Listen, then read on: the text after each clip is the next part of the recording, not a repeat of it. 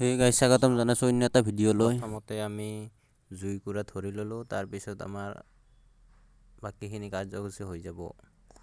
সেয়ে চাই থকা আপোনালোকে আজিৰ ভিডিঅ'ত।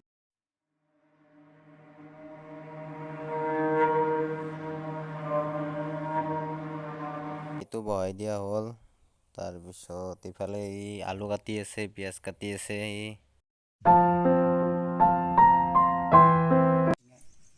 এইবাৰ আমি দিলোঁ মাংসটো বহাই।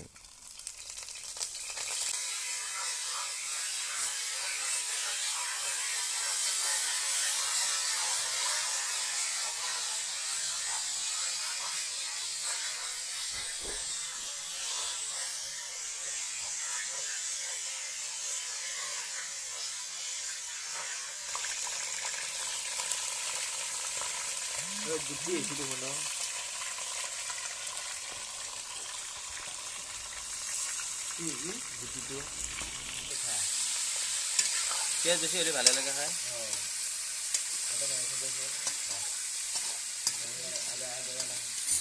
আদা নহৰু নোহোৱাকৈ খানা খায়, একো বজাৰ নকৰে, আনকি মছলাও দিয়া নাই, মছলাও দিয়া নাই একো।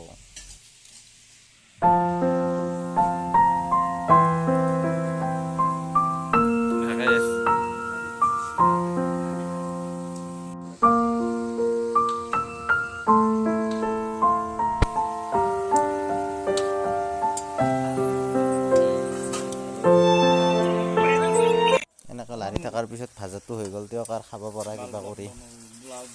মোৰ জিভাৰ পানীয়ে পৰছি একদম পুৰা।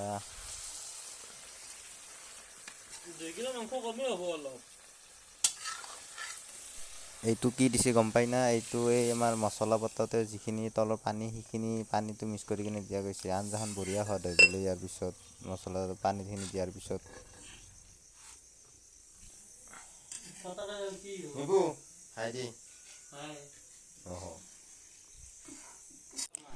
পিছত এনেকৈ মই অলপ আলা মালা কৰি লাৰি দিলোঁ দিয়ক, আৰু হোৱাৰ সময়ত নাই কি।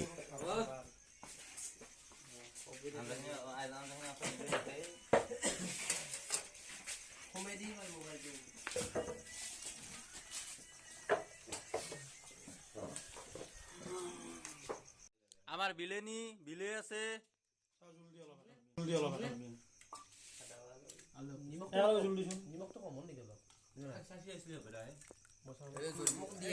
গোটেইকেইটাত তাৰমানে জিভাৰ পানী পৰি গৈছে একদম, বাপৰে হাহাকাৰ। সিহঁতৰ আঞ্জা দি বা মজা মজা। হাও কোনি এইটো কেনে হৈছে? কেনে হৈছে? মিলি কেনে হৈছে? ৰাকেশ খাৱাৰ সেইটো ক'বাই নোৱাৰে কেনে হৈছে, মুখৰ মাতে ওলাই নাহে।